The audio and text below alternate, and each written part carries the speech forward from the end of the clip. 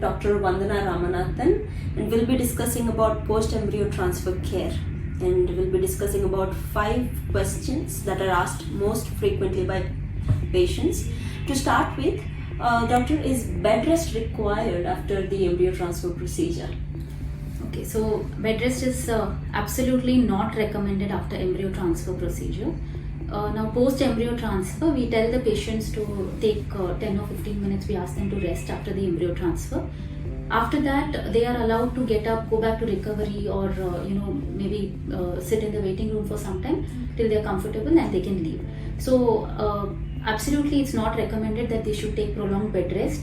In fact, there are many studies that have been done that have shown that when groups have been compared between a group of patients who have taken bed rest and a group of patients who have not taken any bed rest after embryo transfer, they have seen that the positive pregnancy rates are more in patients who have not taken bed rest. So it is absolutely not recommended to actually take bed rest post embryo transfer.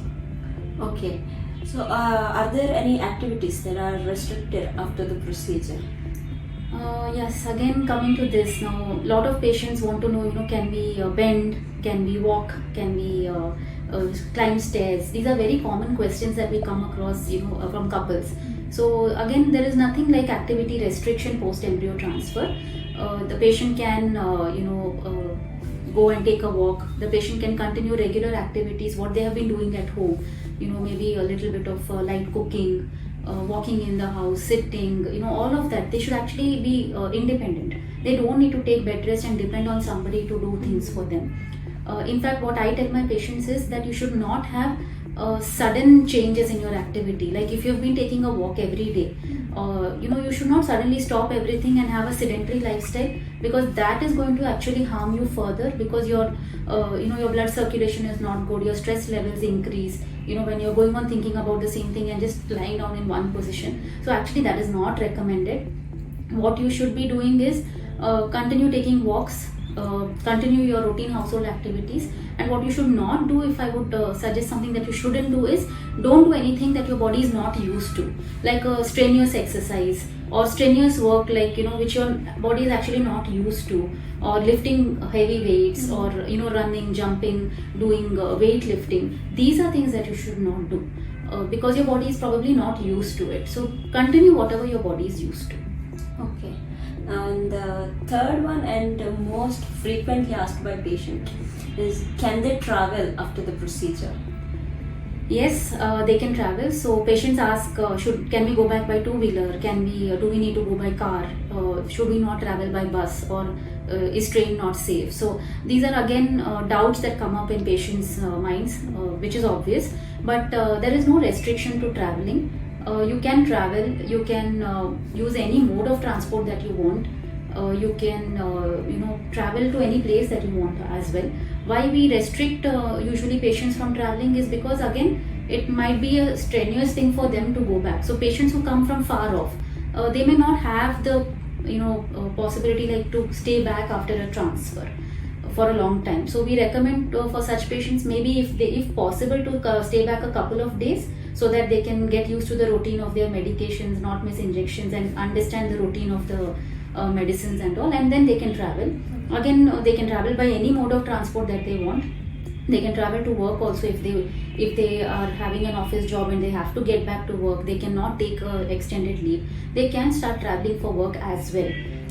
So what is important is, if you're going long distance, see to it that you take adequate breaks so that you are well hydrated, you are eating well, and you take small walks in between for 10-15 minutes so that your blood circulation is good, and don't miss your medicines. This is what is important. So if you really have to travel, there is again no restriction to that. Okay.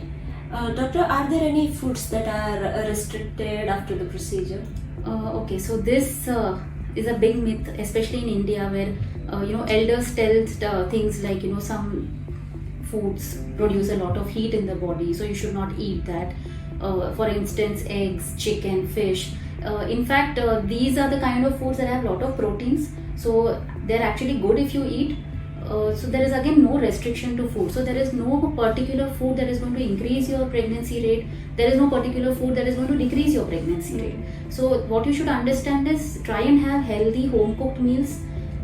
Try to have a lot of water. You should be well hydrated. Have your medicines on time. Other than this, there is nothing beyond this. There is nothing like don't eat this, eat this.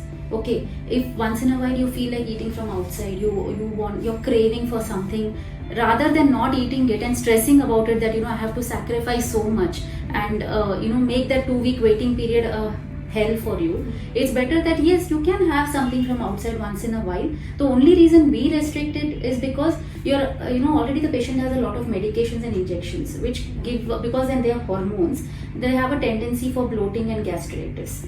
So when they have a food from outside, it might be oily, spicy, it will aggravate those symptoms.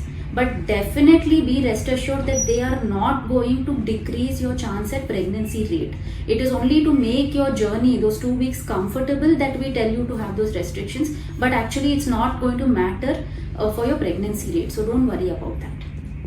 Yeah.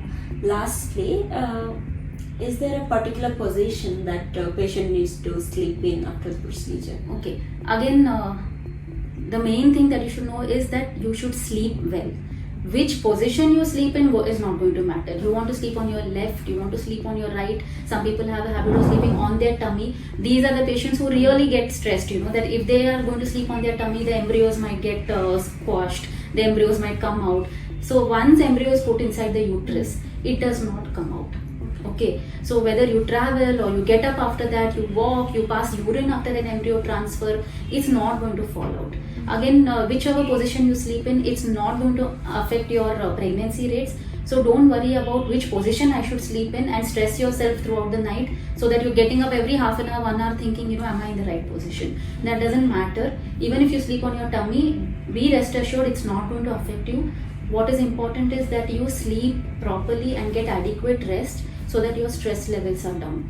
So what I tell patients is post-embryo transfer, what you eat, whether you travel, how you sleep, and what activities you do are not going to matter, because they are not the things that determine whether you're going to have a positive test or a negative test.